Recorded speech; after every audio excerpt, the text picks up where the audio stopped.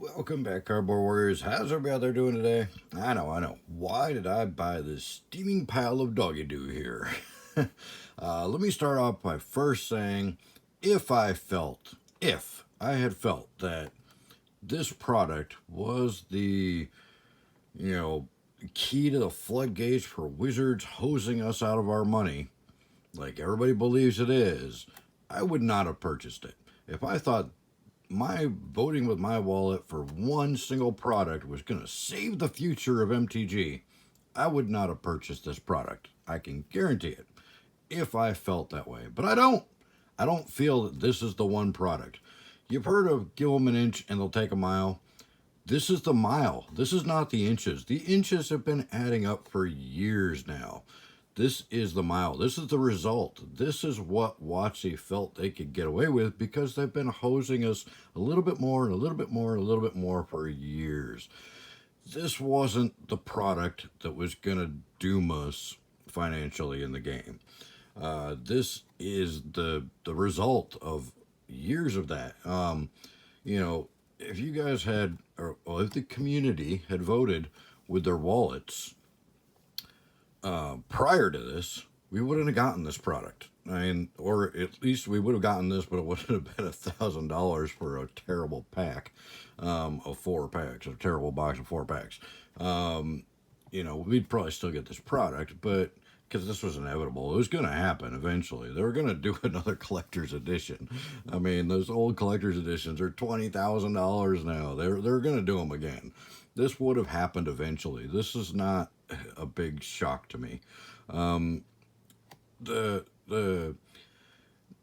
Nobody voted with their wallets when they decided to release secret layers and start literally manipulating the secondary market by selling single cards to the players directly. Nobody voted with their wallets then. Even when they did mechanically unique cards in a secret lair, everybody was upset about it, but nobody voted with their wallets. Everybody bought the Walking Dead secret lairs. I didn't, because I really thought that was where we should have put our foot down in one instance, with them making mechanically unique cards in a secret lair that you could only get buying them directly from wizards. That I thought was way more dangerous than this. This is just a result. This is a long time coming. Nobody voted with their wallets when they released collector's boxes. They put a third of the product and charge us 300% more money for a collector's box. What's the difference? They're just some variants and a couple shiny cards, extra shiny cards and some variants. But we bought them up like they were going out of style. I mean, collector's boxes really was another big leap in the evolution of stealing more of our money for giving us less stuff. You can't dispute that. I mean, you can try all day long to convince me that collector's boxes are much better than regular boxes. It's a third of the packs for 3 times the price of a draft box. Nobody voted with their wallets then. Nobody put their foot down and said, no, we're not going to take this. This is going to lead to 30th anniversary for $1,000. Nobody voted with their wallets when they did the Double Masters VIP packs. $100 for 1 pack of cards. Technically, $250 for a pack of cards isn't really that big of a leap from there. They're like, oh, people will pay $100 for a pack of cardboard cards. Well, hey, they'll probably pay $250 for a pack, if we put something really good in there, like Power 9, So people didn't vote with their wallets then. People didn't get uproared then. And I mean, they even bait and switched us on that. They lied to us. They said we could get 4 mythics in a pack. Turns out the most you could get was 2. And then they're like, oh, well, we're sorry. We'll give you a regular pack for each UPC you send us. So, I mean, nobody's over the years has gotten upset. Nobody got upset with spell books. Spell books, everybody considers them a failure, but WotC considers them a huge success because they were able to sell us 7 cards for, what, $15, $25? I think they were like $20, $25 at release, and they were able to sell us 7 cards for that money, and we bought it up like crazy because they were already kind of. I think that was kind of the predecessor. That and From the Vaults, I think, were predecessors to Secret Lairs, to see if they could sell us single cards or small quantities of singles. Um, I mean, they've been doing it for years, and nobody voted with their wallets then. Nobody got upset then. Nobody banded together then, and nobody vilified the rest of the players because they decided they wanted it. You know, I didn't get on YouTube and go, "You guys are a bunch of idiots if you bought, VIP packs for $100 a pack." I didn't. Nobody got upset with the people that bought those packs. In fact, everybody watched those videos. Everybody was like, "Oh, that was cool," So the fact that some YouTubers or some people like myself are being vilified and getting all these nasty comments, and I'm gonna unsub because you bought this product. It's it's kind of crazy. Community.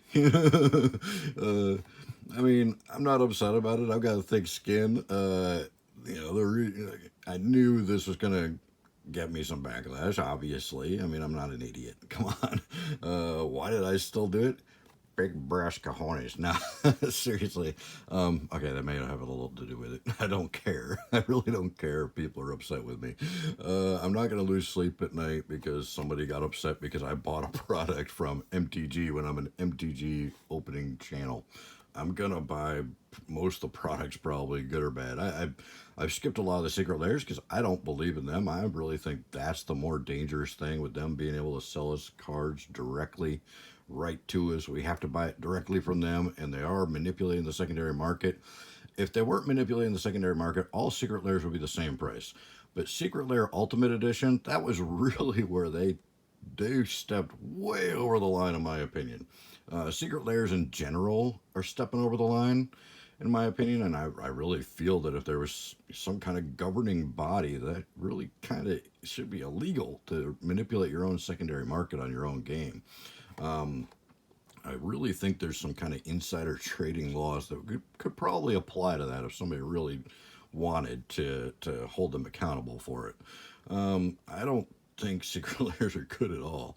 But the Secret Lair Ultimate Edition was like $250 for 5 cards, and they're all, at the end of the day, this piece of cardboard and this piece of cardboard and this piece of cardboard are no different. They cost them pretty much the same to print all 3 of these pieces of cardboard, right? I mean, they don't cost them any more to print those 3 pieces of cardboard. This advertising card costs just as much for them to print as this channel right here, So, at the end of the day, they're manipulating the secondary market. They have been for a long time. They just won't admit to it because they don't admit to anything. They don't tell us nothing. um, they were like, "Oh, we just don't talk about it; it'll go away." So I really feel that this is not the inch. This is the mile. They've already taken the inches from us for years, and everybody just gobbled it all up. This is the mile. This is the result. This isn't the next thing's going to be worse. It probably will. Everything is always worse. I mean, nobody's ever happy with new changes, I'm not happy with higher price points, but I mean, at the same time, I was paying like $70 to $80 for a booster box when I started, back when Revised dropped. And I mean, that was 1994. The fact that they're only up to like $100 a box now on average is not really that big of an inflation if you look at actual inflation over those years. For the past 30 years, inflation's gone up like crazy, rent's gone up like crazy, food's gone up like crazy. I mean, so they really haven't gone up that much, so I'm not really, pulling out the pitchforks to go after them about this last price increase. It's not really that bad. I mean, it's not good. I don't like spending more money, but if you really look at the big picture, it's not really all that awful. But this obviously is awful. This is terrible. But I started when these cards were all we had. I mean, they were white border and they were revised edition, or unlimited. So limited and alpha and beta were still very easily accessible back then because that's all there was. Um, revised was the fourth set, and I was revised came out before Legends, so there was only two expansion sets out when I started. So we didn't have a lot of card pool to draw from. So these cards mean a lot to me, even though they're proxies. It is so nice to go back. I mean, this is old school MTG. You think I'm not going to open the most old school product they've ever done, even if they are going to hose me on the price and then hose me on what I get in the product. My opinion, if it was a 36 pack box for $1,000, I would have been totally happy with it. If it was the whole set for $1,000, I would have been like, yeah, that's reasonable. I'm totally happy with that. Um, it's the way that they did it that is just awful to me. Doing the 4 packs and me getting a Brain Geyser is my best card out of 4 packs for $1,000. That's not good. Um, but it's the most old school product they've made, and my nickname is Old School Dan because I used to stack beta lands in my decks back during the Mirrodin era. That's how I got my nickname. I showed up for a Mirrodin pre-release and was pulled out one of my decks to play one of the other guys there, and my first land play was a beta planes, and he's like freaked out because he was a younger kid. He'd never seen beta. He's like, "Is that a beta planes?" And there's some expletives in there that I'll leave out, but he's like, "Man, that's old school." And then everybody started calling me Old School Dan. That's how I got my nickname, because of beta. Beta's always been my favorite set. Because it was the OG, it was the original. We didn't like Alpha back in the day because the rounded corners, they weren't legal. We couldn't play with them. So Alpha was actually worth a lot less back then than Beta was. Beta was the cream of the crop set. Beta was the most valuable cards we had back when I started playing, and they weren't that valuable. I mean, Beta Black Lotus is maybe $100, $50, $100. It was pretty low back then. So anyways, the point of this video is, why did I buy this product? Why shouldn't I have bought this product? It's my money. I can do what I want with it. A lot of people have been real positive, and I appreciate that. Yeah, obviously I got hosed on it. Obviously this was a terrible waste of $1,000, and all the people that hate this product. My opening video was really good proof of why this product is terrible and nobody should buy it. And that's what I wanted to do. I've spent over $1,000 on these horrible MJ Holdings boxes from Walmart, to open those just to show people you shouldn't buy this. I waste my money all the time just to show people you shouldn't buy these products, to help people be more informed about what they should buy and what they shouldn't buy. And at the end of the day, I'm not telling them, oh, you're a horrible person if you buy this product. No, I'm just saying, look, this is what's in it. I wouldn't buy it. I wouldn't recommend it. I bought it to show you shouldn't buy it. So that's what a YouTube channel should be. It should be informative. And whether you like that information or not, that's totally up to you. There's a lot of sayings like, you can't control what happens to you, but you can control how you react to it. And that's an important part of life, is how you react to the things that happen to you. And lashing out at somebody that bought something just because they wanted to, and they wanted to open it to show you that it's not worth buying, if that's what you got to do to get through the day, more power to you. Whatever. I'm fine with it. You can cuss me out in the comments, and you can unsub me. That's fine. I knew there was going to be that kind of backlash. I knew people were really worked up and really upset about this. I'm actually surprised it hasn't been worse. It could have been worse. I was dreading that it could be a lot worse. Hasn't been as bad as it could have been. And overall, it actually turned out to be kind of a success for the channel. I am a small channel still. I just celebrated my 3-year anniversary of having this channel. I started in November 2019, right after Throne of Eldraine came out. When I got back into the game after like an 18-year hiatus or 12-year hiatus or something, 2008 to 2019, I think, when I sold my collection, which I had tons of original beta, but now I only got a few beta cards since I got back in the game. Beta's really hard to get your hands on. So the fact that there's the chance to open some beta stuff and not spend tens of thousands, spend $1,000, I decided I wanted to do it. Um, and like I said, if I believed that this was the product that was going to doom us all, I wouldn't have bought it. But this is the result. This is the mile. They've already taken all the inches. Nobody stood up. Nobody banded together. And nobody created a huge internet uproar when they released From the Vaults. When they're selling just a few cards for a pretty decent price tag. And then the next step, nobody voted with their wallets then. Nobody got upset about collector's boxes. I got upset about collector's boxes. I thought it was a huge scam. I thought if we keep letting them do this, give us a third of the product for 3 times the price, they're just going to keep going with it. Obviously, everything, fool me once, shame on you. Fool me twice, shame on me. It's this is the mile. It's not the inch. If I thought this was the product that was gonna break the camel's back, the straw that broke the camel's back, I wouldn't have bought this product. But it's not. This is the result. We're already there. They're already charging us $1,000 for 4 terrible packs of cards because they can get away with it because we kept buying everything up to this point. I'm really proud of everybody that didn't buy it. With that said, I think it's awesome that a lot of people didn't buy this because you really shouldn't buy this. The only reason you should buy this is if you really kind of wanted to reminisce a little and didn't mind wasting the money.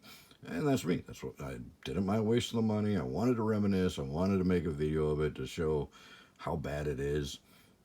And I just, it could have gone one way or the other. I could have either gotten the worst box, which I did, and prove what a terrible product it is, or I could have gotten a great box and gotten a Black Lotus and a Dual Land or something, and been like, well, at least I have a piece of power, even if it's not playable. At least I'd have a piece of power. I don't have any power. I'm not rich. I don't have stacks of Arabian Nights sets and Antiquities sets. I have very few Arabian Nights or Antiquities cards that I've picked up in collections since I've got back in the game. I've got a very few beta cards. I've got some beta planes I got in a collection, and I've got this beta that I bought graded, because I found a decent deal on it and I thought it was a good deal.